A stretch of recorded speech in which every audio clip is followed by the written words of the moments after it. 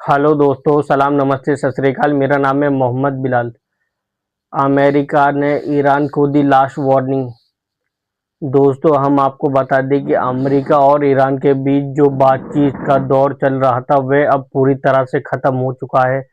बात पूरी तरह से फेल हो चुकी है, जिसके बाद अमेरिका ने अब ईरान को 2 हफ्ते का समय दिया है और कहा है कि अगर ईरान 2 हफ्ते के अंदर-अंदर अपना परमाणु प्रोग्राम पूरी तरह से बंद कर देता है तो ठीक है, नहीं तो हम ईरान पर कार्रवाई के लिए तैयार हैं।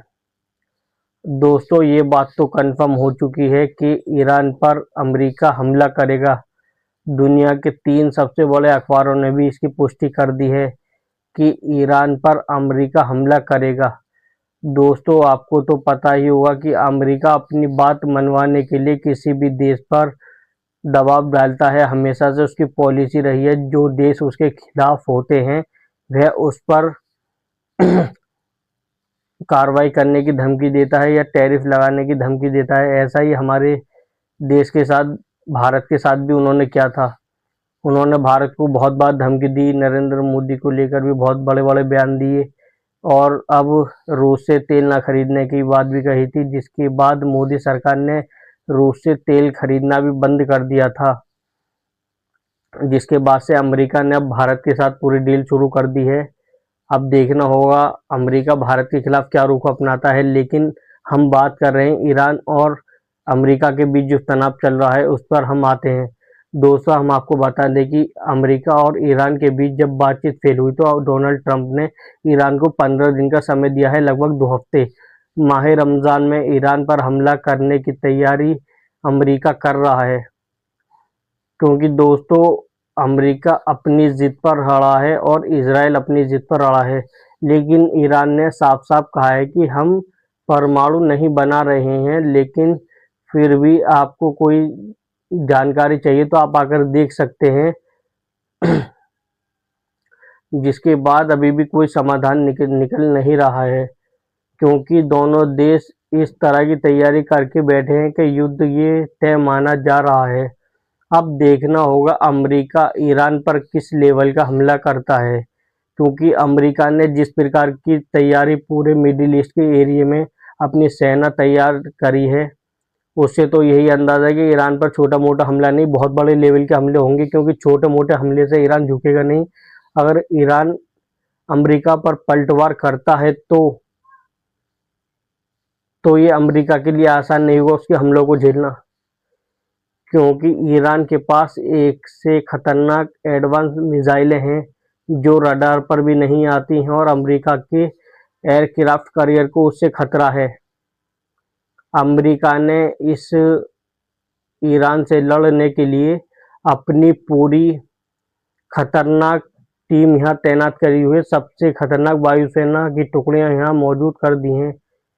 यहाँ पर देखा जाए तो मिडिल ईस्ट में इस टाइम माहौल ठीक नहीं है। तालिबान, चीन, रूस एक साथ आ गए हैं, लेकिन दोस्तों ईरान साफ-साफ कह चुका है हम अमेरिका के सामने नहीं झुकेंगे। दोस्तों, आप बताओ, क्या अमेरिका जैसे ताकतवर देश के सामने ईरान का ना झुकना किस प्रकार का संकट पैदा कर रहा है? आखिरकार ईरान के पास कौन-सी ताकत है जो ईरान झुकने के लिए तैयार नहीं है? ईरान साफ कर चुका है हम पर हमला हुआ तो हम इज़राइल और अमेरिका पर हमला करेंगे। जिसके बाद अमेरिका और इज़राइल के बीच जो बातचीत हुई थी उसमें अमेरिका ने इज़राइल को हरी झंडी दे दी है कि आप अगर बात फेल होती है तो आप ईरान पर हमला कर सकते हैं, उसको बचाने के लिए हम यहाँ मौजूद हैं। अगर आप पर हमला करते तो हम किसी प्रकार की कोशिश करते हैं, आपको बचाया जाएगा। क्योंकि इज़राइल को भी डर है कि ईरान की जो मिसाइलें हैं वो इज़राइल तक आती है, उनकी रेंज को कम किया जाए। लेकिन ईरान ने उनकी शर्तों को मानने से साफ-साफ इनकार कर दिया। उन्होंने कहा सिर्फ हम परमाणु पर बात करेंगे और अपने प्रॉक्सी जो छोटे-मोटे जो उनके संगठन है, हूथी वगैरह, उनको हम साइड नहीं कर पाएँगे। जिसके बाद अमेरिका से ईरान की बातचीत पूरी तरह से फेल हो गई है। दोस्तों, आपको बता दें कि डोनाल्ड ट्रंप अपने आप को बचाने के लिए ये कार्रवाई भी कर सकते हैं।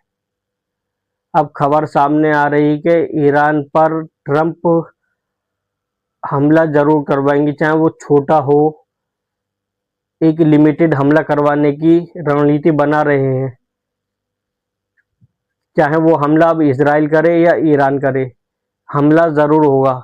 देखना होता है कि अमेरिका संतुलन बनाने के लिए हमला करता है, ईरान पर दबाव बनाने के लिए हमला करेगा, या फिर वो पूरी तरह से जंग में कूदने के लिए और ईरान से लंबी लड़ाई के लिए ईरान से लंबी लड़ाई के लिए तैयार है। क्योंकि ईरान को वेनेजुएला ना समझा जाए, क्योंकि ईरान जो काम कर रहा है वह बहुत खतरनाक लेवल के एडवांस हथियारों के साथ इस युद्ध में कूदेगा। ईरान ने साफ साफ कहा है कि हमने जो इजराइल के साथ 12 दिन का युद्ध किया था उससे ज़्यादा हम इस बार प्रिपरेशन कर चुके हैं और इससे ज़्यादा खतरनाक तैयारी हमने कर ली है। तो दोस्तों आपको बता दें कि 12 दिन में ईरान और इजराइल के बीच जो जंग हुई थी उसमें कम से कम ईरान ने इजराइल को इतने तगड़ा नुकसान दिया था, जिसके बाद इजराइल और अमेरिका को उस जंग को ज़बरदस्ती 1-2 दिन के अंदर ही फिर रुकवाना पड़ गया था, क्योंकि 12 दिन तक ईरान ने इजराइल को इस तरीके से पेला था कि हवा टाइट कर दी थी। और मिसाइलों की बात करें तो ईरान की मिसाइलें बहुत खतरनाक मानी जाती हैं और उनके पास शाहिद नाम के जो ड्रोन हैं खुर्रम शहर मिसाइलें जो हैं ईरान के पास बहुत खतरनाक हैं, जो रडार पर आने बहुत मुश्किल से आती हैं।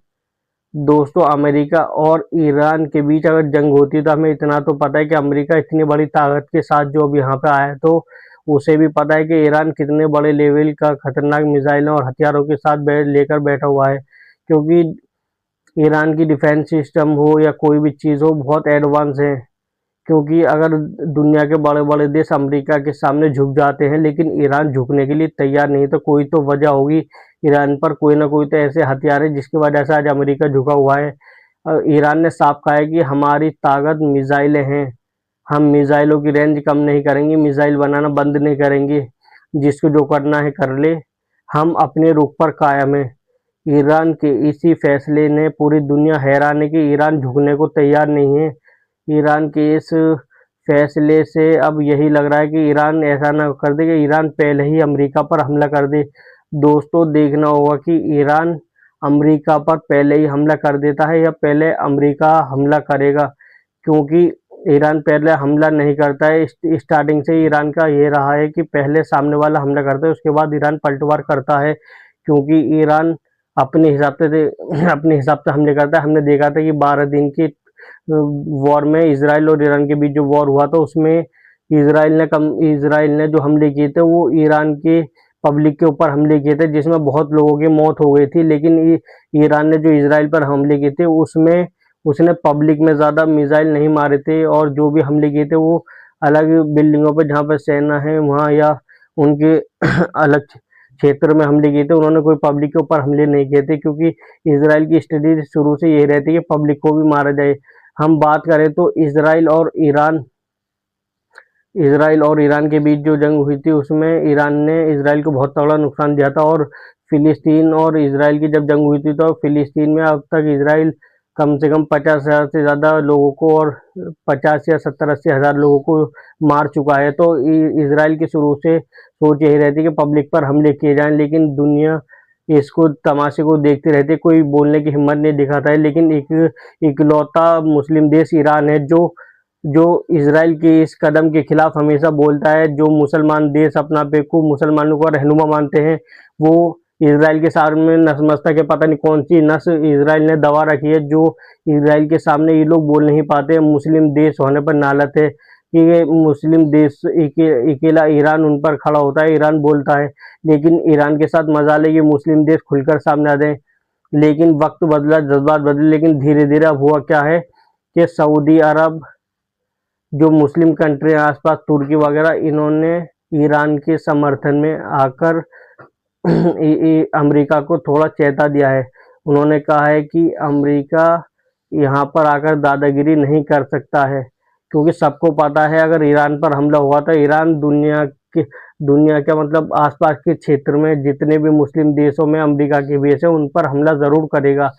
दोस्तों देखना होगा क्या करता है। दोस्तों ईरान स्पेशल रिपोर्ट में आज इतना ही। इस वीडियो को ज़्यादा से ज़्यादा शेयर करें, कमेंट करें